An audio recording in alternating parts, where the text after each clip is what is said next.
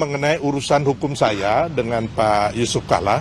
Urusan proses hukum itu sudah saya jalani dengan baik. Kalau memang si Plester sudah mengatakan sudah menjalani hukuman, kapan, hari apa, tahun berapa, dari bulan mana, saya bulan mana? Karena seharusnya dia dihukum 1 tahun 6 bulan sesuai dengan putusan kasasi. Itu sudah selesai dengan ada perdamaian. Saya sudah berdamai dengan Pak Yusuf Kalla. Di dalam hukum pidana itu tidak ada perdamaian. Karena musuh orang pelaku tindak pidana itu, musuhnya adalah negara, bukan orang. Secara hukum, Sylvester itu harus dieksekusi. Di dalam pidana itu, kalau sudah inkrah, orang itu harus dieksekusi. Harus dikejar kemanapun. Nggak boleh takut. Makanya saya agak heran, divonis tahun 2019. Kok sekarang baru muncul bahwa belum dieksekusi? Ada apa nih kejaksaan?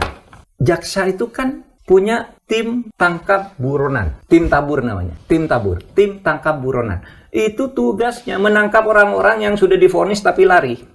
Saya beberapa kali, ada 2 kali, 3 kali bertemu dengan Pak Yusuf Kalla. Tidak pernah ada pertemuan antara Sylvester dengan Pak Yusuf Kalla membicarakan settlement mengenai kasus ini. Lawyer keluarga Pak Yusuf Kalla melapor ke Pak Yusuf Kalla. Sylvester minta maaf, Pak.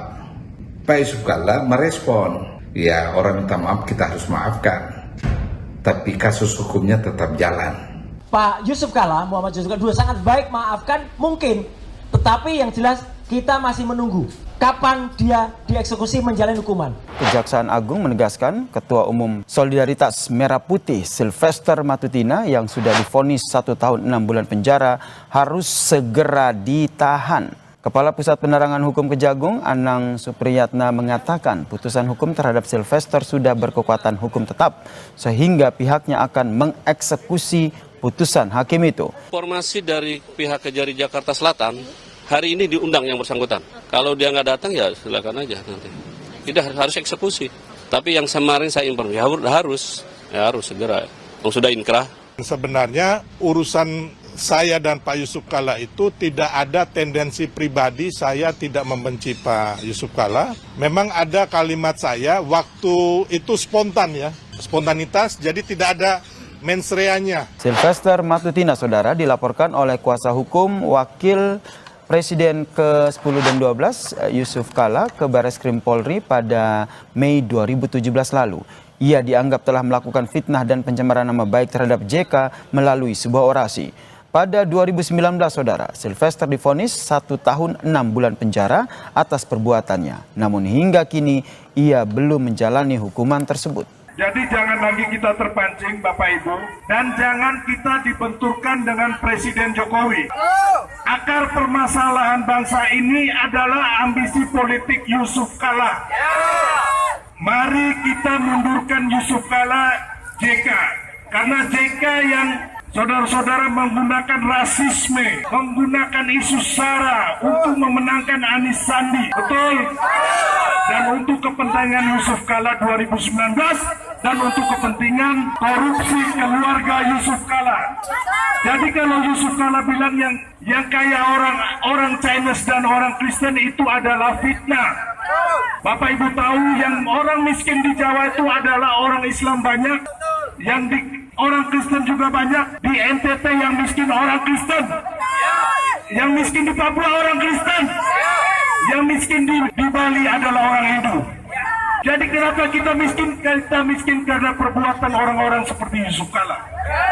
Mereka korupsi, mereka nepotisme, mereka hanya memperkaya keluarganya saja.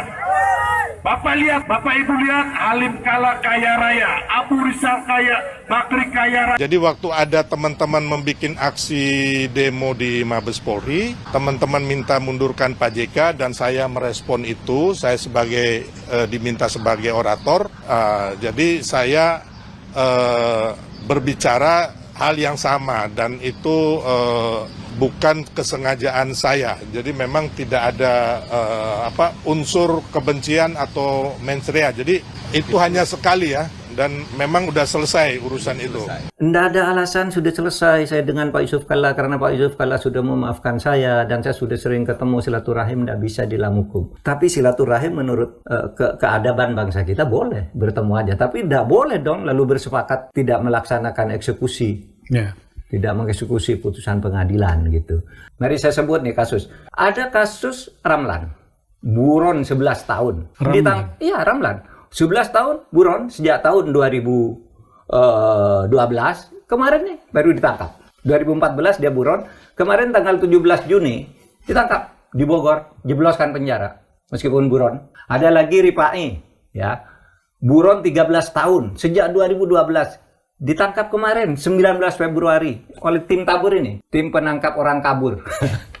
Bukan tim penangkap buronan, tim penangkap buronan. Memang harus diplester mulutnya. Kami siang hari ini masih melihat ada seseorang yang bergentayangan dan berkuar-kuar di Mapolda Metro Jaya yang dikenal dengan nama si Plester. Ya, saya nggak tahu nama lengkapnya, yang penting dia si Plester. Memang harus diplester mulutnya. Ya, karena apa?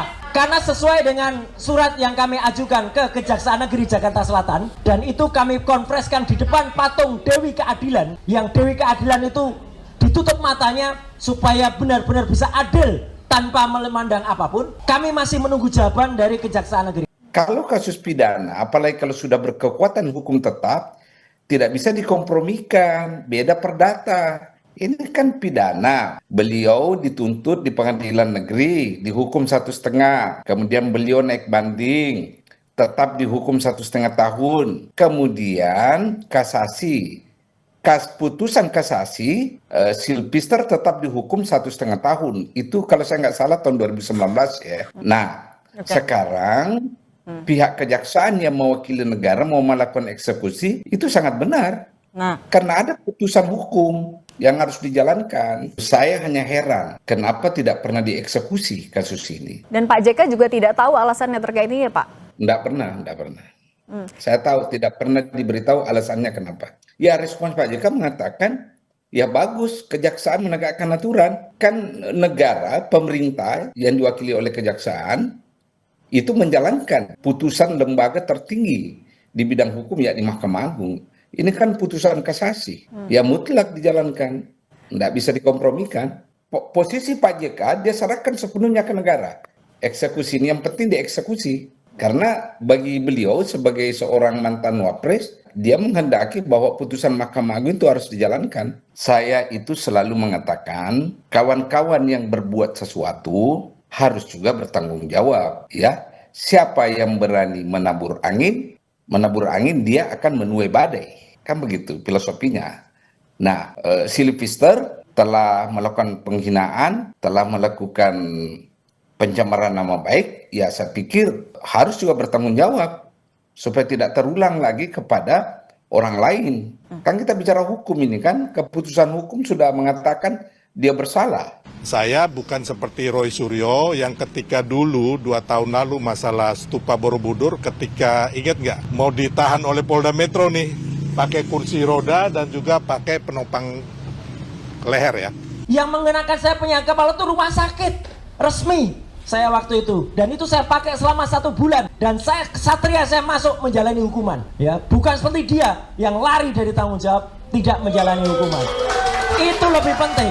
Artinya begini teman-teman semua, izinkan kalau saya salah, bapak-bapak yang mengerti hukum, berarti semua statement dia maupun laporan dia di Polda Metro Jaya maupun kesaksian dia, kalau ternyata itu terjadi.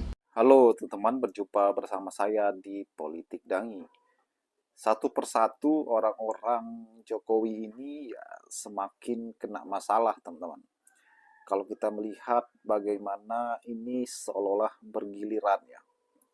Dan kali ini bagaimana Silvester, ketua relawan Merah Putih Jokowi yang kerap kali berada di barisan terdepan Jokowi ya, yang selalu membela Jokowi dimanapun dan kapanpun ya. Biasa kalau kita lihat di media sosial hingga layar kaca ya televisi, Silvester ini bersikeras ya, selalu di depan membela Jokowi. Dan ternyata Silvester kena batunya juga teman-teman. Bagaimana Silvester akhirnya berhadapan dengan hukumnya yang sudah lama ya tidak bergulir ya. Kali ini Silvester harus tunduk terhadap Roy Suryo.